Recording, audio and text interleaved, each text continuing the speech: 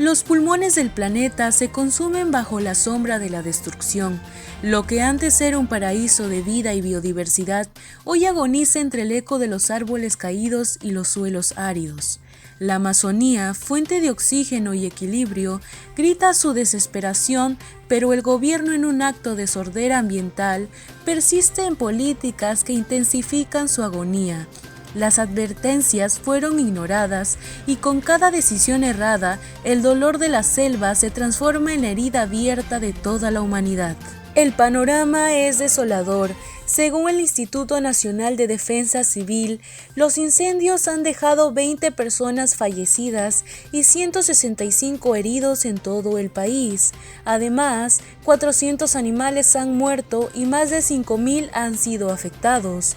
Las pérdidas agrícolas son devastadoras: 2.478 hectáreas de cultivos destruidos y más de 3.700 hectáreas de bosques arrasados.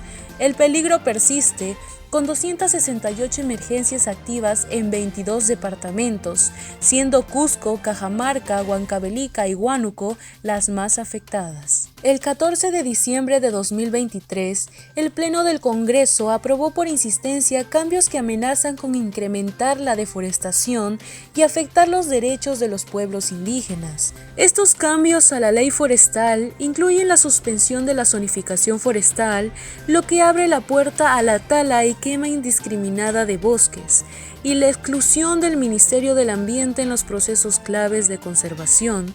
Además, se eliminó la necesidad de autorizaciones para el cambio de uso del suelo en áreas privadas, facilitando la expansión de actividades agrícolas y ganaderas en terrenos que antes eran parte del patrimonio forestal de la nación. A pesar de las graves advertencias, el gobierno no tomó medidas. El 20 de diciembre del 2023, Luis Alberto González Zúñiga, director ejecutivo del Servicio Nacional Forestal y de Fauna Silvestre, SERFOR, envió un oficio al viceministro de Políticas Agrarias, Víctor Hugo Parra Puente, alertando sobre los riesgos que los cambios aprobados por el Congreso tendrían sobre los compromisos climáticos del país. En el documento, González Zúñiga advirtió que estas modificaciones legales podrían desencadenar en una pérdida masiva de bosques en la Amazonía, comprometiendo no solo el patrimonio forestal, sino también los compromisos internacionales de Perú en la lucha contra el cambio climático.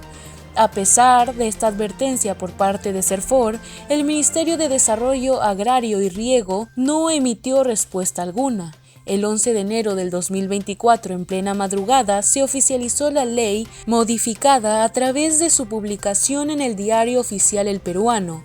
Esto ocurrió sin que se tomara en cuenta las preocupaciones señaladas por las autoridades forestales. SERFOR ya había advertido sobre los potenciales riesgos de deforestación, pero el silencio del Midagri permitió que los cambios siguieran adelante. Ante esta situación surgen interrogantes. ¿Por qué el gobierno decidió ignorar las repetidas advertencias de organismos ambientales? Para esto conversamos con un especialista en investigación ambiental. El actual gobierno pues casi es indiferente a los problemas reales del país, menos en cuanto a los problemas ambientales, ¿no? Entonces casi siempre creen que ellos están haciendo bien las cosas, pero es cuestión de capacidad y especialmente del equipo de gobierno que podría operar en un país, ¿no? Yo diría que ahí hay intereses ocultos, pues básicamente de una perspectiva política. A muchos partidos conviene crear situaciones de crisis, como muy bien dice, al río revuelto daño en ganancias de pescadores. Y naturalmente prima también, no olvidemos que si nos referimos a la Amazonía peruana, o especialmente la producción forestal, es de interés económico.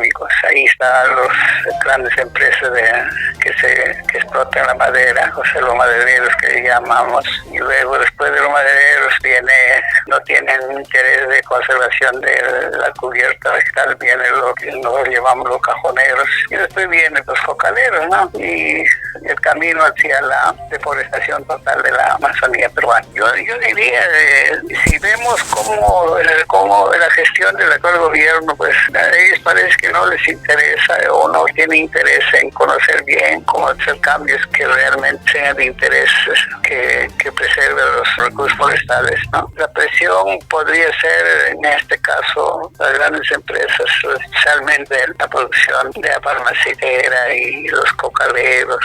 Yo creo lo más saludable es de que ya es tiempo de se convoque a un foro de especialistas con participación de expertos básicamente y un poco despertar a los colegios profesionales del sector, por ejemplo, para que los expertos realmente ya piensen en formular un diagnóstico, hacer un diagnóstico real de nuestra situación y después formular un plan de recuperación y conservación de lo que es el verdadero problema de la Amazonía peruana.